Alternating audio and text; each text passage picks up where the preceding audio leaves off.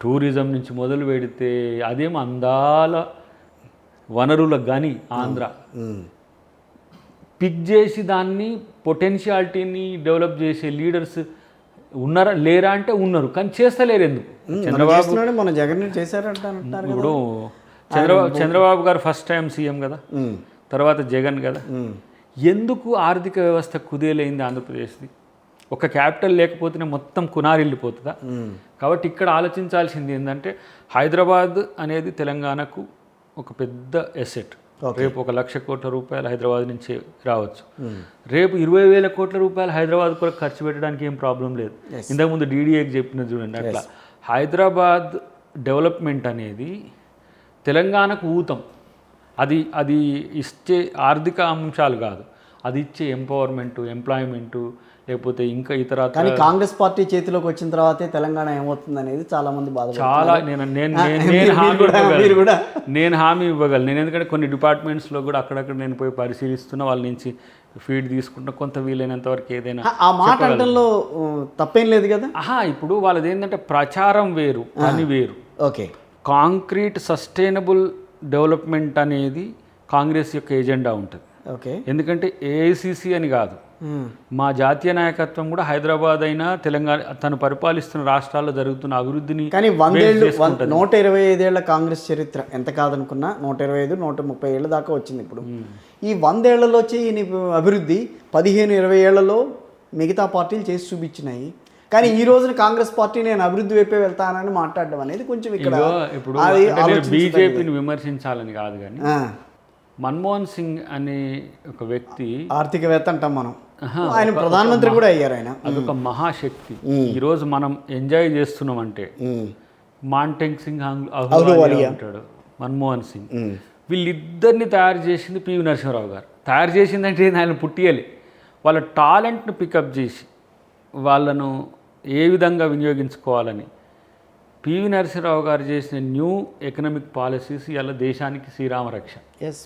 మోదీ దాన్ని కనీసం అర్థం చేసుకుంటే కూడా ఈ దేశాన్ని 5th లార్జెస్ట్ లేకపోతే 16 ట్రిలియన్ 20 ట్రిలియన్ కాదు, ది గ్రేటెస్ట్ ఇండియాని తయారు చేయవచ్చు. ఏం చేస్తాం ఇప్పుడు? అది చెప్తే వాళ్ళు రాజకీయ విమర్శ అనుకుంటారు.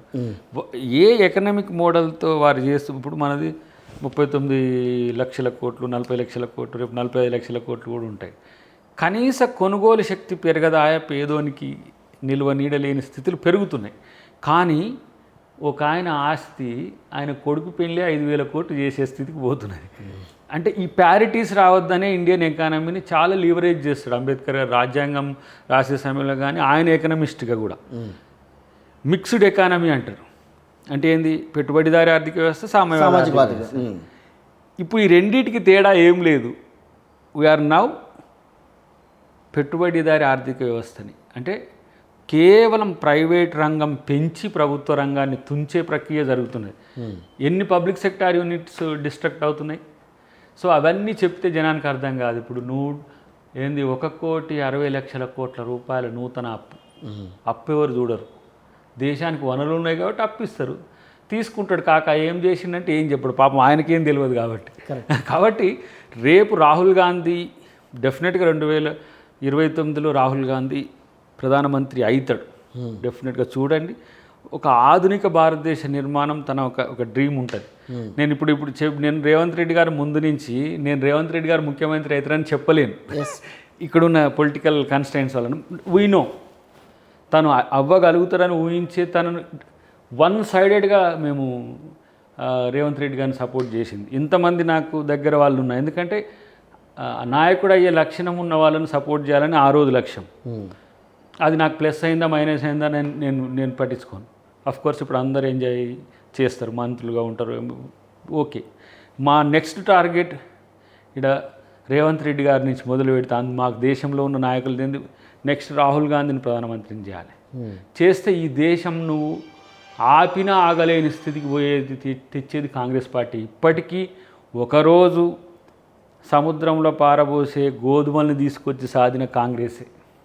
అమెరికా వాళ్ళు వాడలేని ఎక్స్పైరీ డేట్ అయిన అట్టు సముద్రంలో పోస్తుంటే అయ్యా మా వాళ్ళకి తిండెన్ అయితే అని చెప్పేసి తీసుకొచ్చి ఇక్కడ భారతదేశాన్ని బతికించుకున్న కాంగ్రెసే రేపు బతుకునిచ్చే భారతదేశాన్ని తయారు చేస్తుందని నాకు ఒక ప్రగాఢమైన నమ్మకం. దాంట్లో మధ్యన బీజేపీ ఏం చేసింది, ఆర్ఎస్ఎస్, ఇదంతా రాజకీయ విమర్శలు. వాళ్ళకి చెప్పిన అర్థం కాదు, చెప్పాల్సిన అవసరం కూడా లేదు. ఇప్పుడు పివి నరసింహారావు గారి పుణ్యమా అని జరుగుతున్న పరిణామాలన్నీ మన్మోహన్ సింగ్ గారి తరహా టైంలో మళ్ళీ దానికి హ్యుమానిటీని, అంటే ప్రైవేట్ సెక్టార్ పెరిగినప్పుడు మళ్ళీ ప్రజల్ని ఆదుకోవాలి. ఎస్, ఆ క్రమంలో మనం మన్రేగా లాంటి, ఆహార భద్రత లాంటి ఇట్లాంటి పేదోళ్లకు ఆసరా ఉండే పథకాలన్నీ తెచ్చినాం. మళ్ళీ ఈయనకి ఏం చేయాలనో పాపం ఇప్పుడు ఒక దెబ్బ తాకితే ఒక మందు పెడితే దాని సైడ్ ఎఫెక్ట్ ఏందనే దానికి కూడా ఇంకో మందు ఇస్తారు. అవును. అట్లా కాంగ్రెస్ పార్టీ పెట్టుబడిదారి ఆర్థిక వ్యవస్థను ప్రోత్సహించిన మళ్ళీ సామ్యవాదాన్ని వదలలే. కానీ మనోడి ఒకవైపే చూస్తున్నాడు, ఇక అటే అంతే. అందుకని రేపు న్యాయ అనే పథకం కానీ, ఇది ఇంటికి పేదలకు వాళ్ళకు బతుకు భద్రత, ఫస్ట్ ఈ పుట్టినవాడు బతికే హక్కు ఉన్నది. ఆ బతుకు భద్రత అనేది వాళ్ళకి తెలుస్తలే. నువ్వు ఎవరైతే నాకేంది బాస్, నువ్వు మాకు ఓటేస్తే నువ్వు మావనివి. ఇక ఇంకేమన్నా అంటే జై శ్రీరామ్ మమ్మల్ని జై శ్రీరామ్ అంటోళ్ళే మమ్మల్ని నమ్ముతారు అంటాడు. ఆయనకి ఏదో పేటెంట్ రైట్ ఇచ్చినట్టు, ఈ దేశంలో హిందుత్వం మొత్తం బీజేపీకి పేటెంట్ ఇచ్చినట్టు వాళ్ళు ఫీల్ అవుతూ ఉంటారు. సరే, కానీ ఈ దేశంలో మతం, కులం, ప్రాంతం ఇవి 3 బ్యారియర్స్ కావద్దు డెవలప్మెంట్కు. ఏ మతం వాళ్ళైనా, ఏ కులం వాళ్ళైనా, ఏ ప్రాంతం వాళ్ళైనా డెవలప్ కావాలి. ఇప్పుడు ఇన్ని లక్షల కోట్లు మనం పన్నులు కట్టి నార్త్ ఈస్ట్కి మనం ఇస్తాం ఎందుకు? అది బతకలేని పరిస్థితులు ఉంటాయి కాబట్టి. కరెక్ట్. ఇది ఆర్థిక సమానత్వాన్ని పెంపొందించి సౌభ్రాతృత్వాన్ని పెంచే ఒక ప్రక్రియ కాబట్టి కాంగ్రెస్ పార్టీ చూడండి రేపటి రోజున వాళ్ళున్న ప్రతి 10 సంవత్సరాలు నమ్మలేకపోతున్నాం పార్టీని. చాలామంది ఇప్పటికీ కొంతమంది అనుకుంటారు. కానీ దీని అభివృద్ధి ఫలాలు ఓకే, ఇప్పుడు 1,00,000 ఇండ్లు వస్తున్నాయి ఈసారికి. అవి 1.5 ఇయర్లో కంప్లీట్ అవుతాయి. రేపు ఆర్థిక సంవత్సరానికి ఒక 2-3 లక్షల ఇండ్లు ఇస్తాం. అసలు ఈ 10 సంవత్సరాల ఇండ్లు అనే పథకమే కుంటుపడ్డది కదా. ఇప్పుడు బర్రెలు గొర్రెలు అని చెప్పేసి ఎవరికి ఇచ్చిండో తెలియక ఇంకేదేదో పథకాలు పెట్టి దళిత బంధు అని 100 ఇచ్చుకుంటూ. కానీ ఇప్పుడు దళిత బంధు ఉంటూనే మళ్ళీ దళిత పారిశ్రామికీకరణ ఎట్లా మేలు చేయాలనే దాని మీద కూడా ఇప్పుడు అంబేద్కర్ అభయాస్తం పేరు మీద జరగబోతుంది.